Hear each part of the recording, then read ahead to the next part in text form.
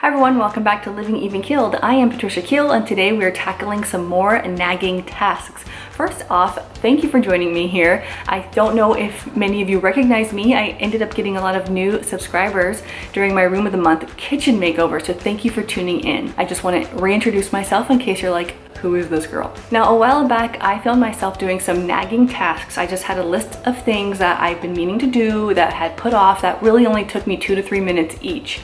Now, today's video is similar, but they don't take 2 to 3 minutes. There's a little more involved, but they are still nagging at me and eating away, and the energy it takes thinking about these tasks is more than the energy it takes to actually do the task. So let's jump in and I'll tell you some of the things I finally was able to cross off my list. The first thing I was able to do was finish the doorknob project.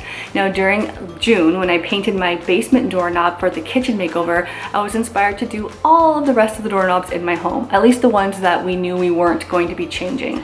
There were quite a few. It wasn't very hard, but here's the nagging task part of it. A, I installed one backwards, and B, I kind of messed up on the little lock plate that's on the wall. I thought the back was the front.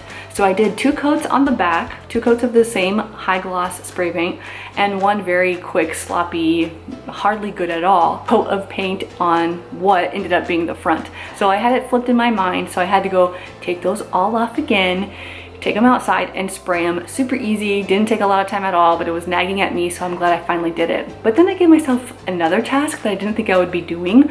Once I put them back up, when they were all finally dry, the silver screws were really showing and it was bothering me, so I got my craft paint, I got a paintbrush, and I was getting ready to paint them all black, and then I remembered I had the world's most convenient pen, the Sharpie paint pen. All of you need to have this in your arsenal of DIY stuff.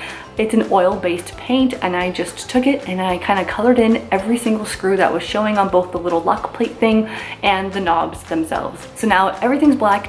It was a free DIY. I had the paint, I had the paint pen, and I didn't have to buy any doorknobs, because when you have so many knobs, it can kind of add up. Glad I got that one finally done. The next nagging task ended up not being completely finished, and I need your help on this.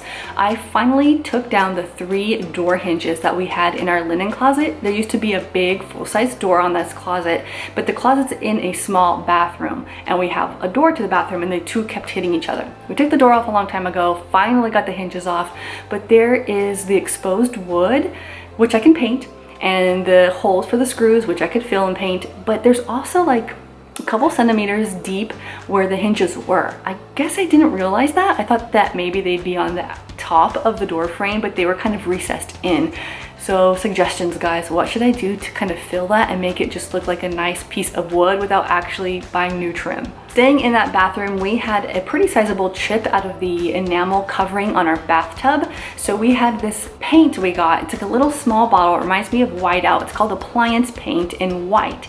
It's good for refrigerators, washers and dryers, and many, many more. And one of the more things is apparently bathtubs. You put it on just like you would nail polish, like even strokes. It dried within 10 minutes. It had full coverage on the first coat, but I did add 3 because the chip was kind of deep and I was building up sort of the depth to match what was already there. I think it looks great. The color match was wonderful. It does kind of smell when you're doing it, but it's like a toxic kind of product. But if you didn't know it was there, you didn't know where to look, I don't think you would be able to tell. So then my next task was to come back downstairs and tackle this rug that's behind me. I put this here last month during the kitchen makeover, and I never quite got it to be non-slip. I did purchase 2 smaller non-slip rug grips, but for the smaller rug I have. So for this one, I kind of wanted to use what I had. So the camera just overheated, just like me, but I think we were talking about the rug. So I wanted to try a hack that I've seen floating around the internet where you use silicone caulking to sort of make non-slip rug marks. Like, I think of it like those isotoners or like little socks that have those non-slip grippies on the bottom. It's kind of like that, but for a rug.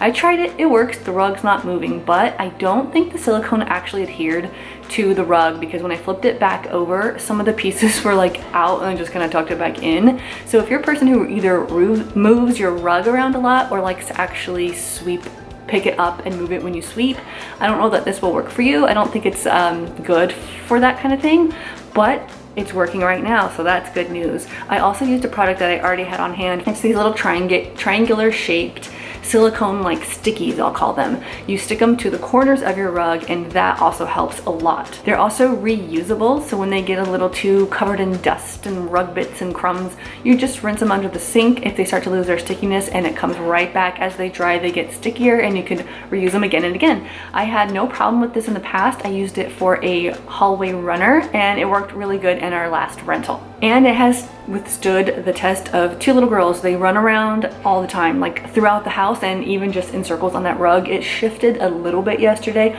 but for the most part, it's already staying put and I couldn't be happier. My next nagging task had to do with that same silicone putty. So while I opened up the bottle and used it, I tackled something I've never done before. I caulked my kitchen sink. The original caulking that was already there had molded sort of and mildewed. It was disgusting looking. It was kind of peach. It was black. It was all the different colors.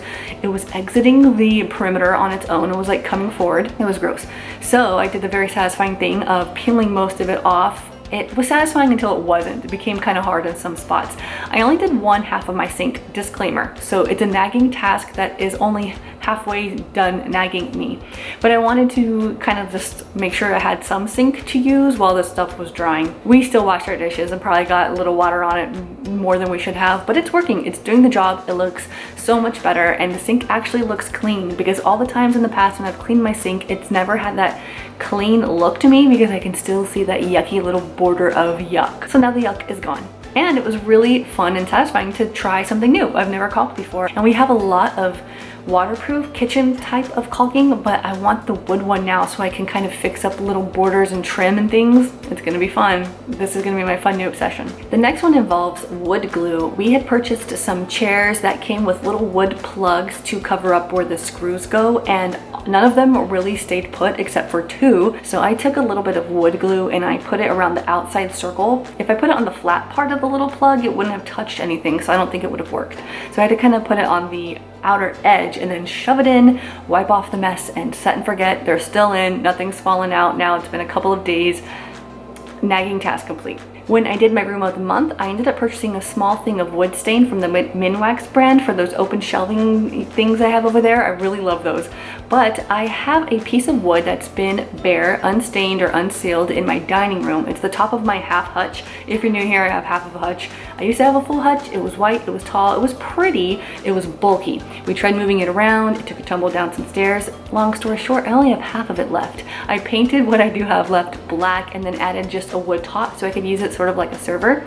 I wanted to see what that wood would look like stained. Now, when I look at the before and after picture, I think they both look good. So I could have probably kept it plain and liked it, but it's nice to have a new look, and I just used something I already had on hand. But one thing I am glad I did was I used a water-based sealant. So in case we do end up using it as a server for food or putting down a drink for a moment, it won't immediately damage it. It has that little barrier of protection. So I am glad I did that. Plus, I only stained half of it. So if I really do get tired of the look, I can kind of like flip it back and forth throughout the year and always kind of update my space that way. My last nagging task was kind of similar, dealing with wood. It has to do with my new outdoor furniture that I showed you a while back. This one has been nagging me since I got it. I've been wanting to kind of oil it and kind of treat it with some teak wood oil that I saw at Menards.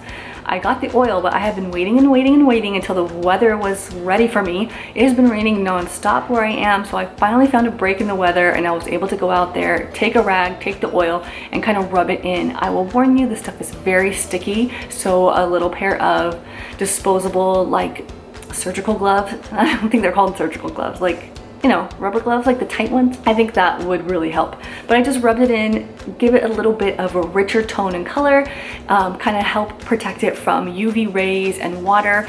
These are going to be outside all the time. They will get weathered as life goes on, and they'll eventually turn like a little bit gray, which is pretty too, but I want to slow down that process as much as I can. So you can apply this type of oil as often as needed. I'd probably do this like once a season, honestly, but I'm glad I did finally do it at least once. So those are my nagging tasks. I'm totally glad they're done. Tell me in the comments below, what nagging tasks do you have that you are going to just hopefully accomplish very soon. I know you probably have at least one or two things that you're like, I need to do this, I need to get to this. I have more, you guys, I have more. I see baseboards that need to be touched up, trim that needs to be kind of like, I didn't quite cut in perfectly that I kind of want to fix. I'm working on new projects, so there's more motivation to come if you like these type of videos. Thank you for subscribing, guys, and for tuning in, and I'll see you all next time. Bye.